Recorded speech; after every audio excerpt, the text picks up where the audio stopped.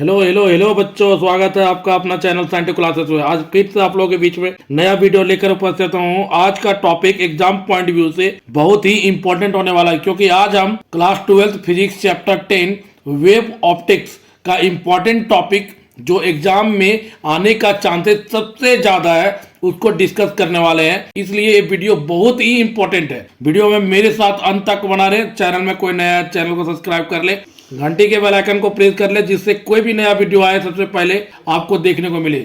चलिए शुरू करते हैं। वेव ऑप्टिक्स का फर्स्ट टॉपिक है वेव फ्रंट। पूछा जाता है कि वेव फ्रंट क्या है। उसके बाद टाइप्स ऑफ वेव फ्रंट, ये 1 मार्क्स वाला क्वेश्चन बनता है कि वेव फ्रंट क्या है और कितने टाइप के वेव फ्रंट होते हैं। तो ध्यान दे। दूसरा जो टॉपिक है Huygens principle, very very important. इस टॉपिक से 5 मार्क्स वाला क्वेश्चन बनता है। ये हर साल पूछ लिया जाता है, तो इस साल भी पूछ लेंगे। हाइजन प्रिंसिपल का फर्स्ट स्टेटमेंट में वेव फ्रंट का डिफिनीशन है, सेकेंड स्टेटमेंट में सेकेंडरी वेवलेट का डिफिनीशन है। ठीक है। हाइजन प्रिंसिपल से लॉ ऑफ रिफ्लेक्शन प्रूव करना पड़ता है, मतलब angle I equal to angle R हमको प्रूव करके लाना है। ये लॉ ऑफ रिफ्लेक्शन से, लॉ ऑफ रिफ्रैक्शन को प्रूव करना है हाइजन प्रिंसिपल के हेल्प से।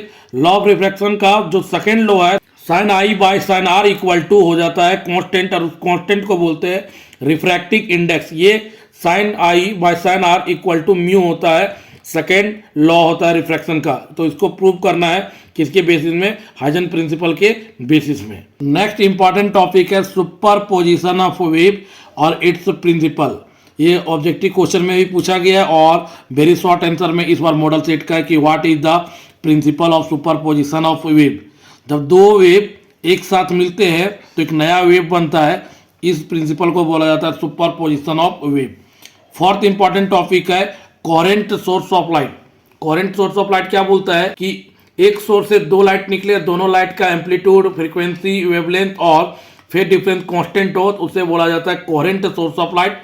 और इसके कंडीशन को पढ़ना है कि कंडीशन क्या होता है कोहेरेंट सोर्स के लिए। तो पहला एम्पलीट्यूड सेम होना चाहिए, फ्रीक्वेंसी सेम होना चाहिए, वेवलेंथ सेम होना चाहिए। नेक्स्ट इंपॉर्टेंट टॉपिक है इंटरफेरेंस ऑफ लाइट।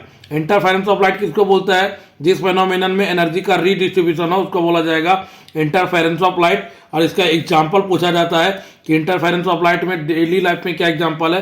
तो जो पीकॉक का मल्टी कलर होता है वो इंटरफेरेंस ऑफ लाइट के कारण होता है। कलर एपियर होता है सॉफ्ट बबल में, वो इंटरफेरेंस ऑफ लाइट के कारण होता है। तो ठीक है। और नेक्स्ट टॉपिक है basic theory of interference of light. इसका डेरिवेशन आता है दोस्तों, वेरी वेरी इंपॉर्टेंट इस बार एग्जाम के लिए 5 मार्क्स में। नेक्स्ट इंपॉर्टेंट टॉपिक है अंश डबल स्लिट एक्सपेरिमेंट YDSE। 2025 के एग्जाम में जो 5 मार्क्स बनने वाला है ये टॉपिक उसके लिए बहुत ही इंपॉर्टेंट है। अंश डबल स्लिट एक्सपेरिमेंट हर बार एग्जाम में पूछता है, इस बार भी एग्जाम में पूछेगा जरूर, इसलिए टॉपिक बहुत ही इंपॉर्टेंट है। नेक्स्ट इंपॉर्टेंट टॉपिक है सस्टेन्ड इंटरफेरेंस। सस्टेन्ड इंटरफेरेंस क्या है और उसके कंडीशन के बारे में लिखने दिया जाता है, शॉर्ट आंसर में आ सकता है क्वेश्चन। नेक्स्ट इंपॉर्टेंट टॉपिक है diffraction of light. Diffraction of light से इस बार मॉडल सेट में ऑब्जेक्टिव क्वेश्चन है और कभी कभी वेरी शॉर्ट आंसर में पूछ लेता है what is diffraction of light. Next important topic है difference between interference and diffraction. इस बार का बहुत ही इंपॉर्टेंट टॉपिक है, बहुत बार पूछा गया इंटरफेरेंस और डिफ्रैक्शन में क्या अंतर है। और नेक्स्ट इंपॉर्टेंट टॉपिक है पोलराइजेशन ऑफ लाइट। जब अनपोलराइज्ड लाइट को पोलराइज्ड मटेरियल से गुजारते हैं तो हमें पोलराइज्ड लाइट मिलता है। इस फेनोमेनन को बोला जाता है पोलराइजेशन ऑफ लाइट। और लास्ट इंपॉर्टेंट टॉपिक है Brewster's law and its proof. Brewster law क्या होता है? Mu equal to tan theta P, ये इसका स्टेटमेंट है। इसको बोलते हैं refractive index of refracting medium equal to tangent angle of polarisation. ये इसका मैथमेटिकल एक्सप्रेशन है, तो इसको प्रूव करना है। ये इस बार उम्मीद करते हैं कि 3 मार्क्स में जरूर पूछेगा।